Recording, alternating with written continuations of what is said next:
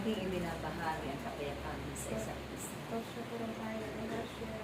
Sa araw na kayo'y bumubuo sa panawagan ng Diyos, lagi kami naroon at ipinaiisip namin sa iyo ang lahat ng inyong bibit-bibit, mga mabubuting bagay, upang ito ang inyong ibabahagi sa pintuan pa lamang na kayo'y nagbibigay galang doon sa may-ari ng tahanan.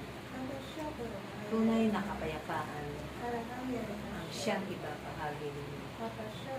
Ang ngiti at pag-ibig na walang hanggan. Ang kagalakan dahil ito man ang magbibigay liwanag at kasiyahan sa pagkakataon. Kaya ang arin ninyo lagi ang paghahari ng Diyos ay sumainyo upang maganap ninyo ang lahat ng mga mahalaga ay pinag-uutos sa Diyos.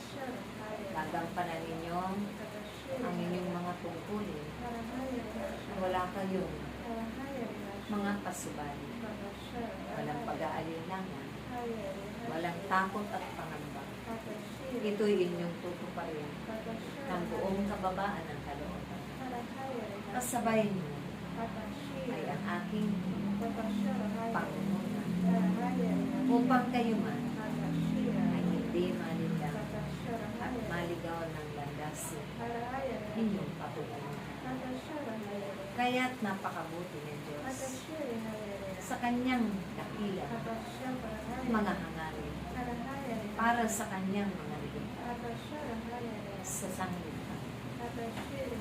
Walang hinangad siya na hindi niya ipinapagalak dahil siya nagsasakatuparan ang lahat ng ito sa inyong mga buhay. Kung kaya't aking mapapalad kayo, bagamat kayo man nasa dapit hapon ng mga buhay, subalit kayo'y pinalalakas na binibiyayaan ng kagalakan, mahabang buhay, upang mapaglingkuran pa ninyo ang inyong mga kapwa. At sa pamamagitan sa Kanya ninyo, ipinaglilingkod ang lahat ng kabutihan ninyo.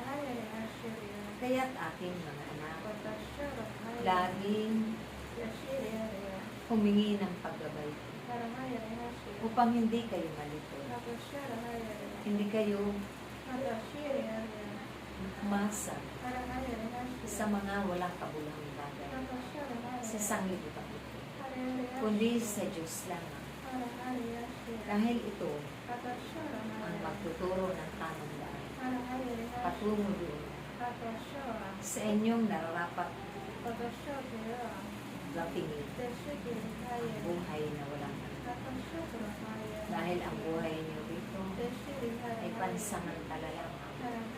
Kaya't kayo'y nararapat mag-ipon ng kayamanan sa kalangitan sa pamamagitan ng pagsunod sa mga mahalagang pinag-uutos sa Diyos.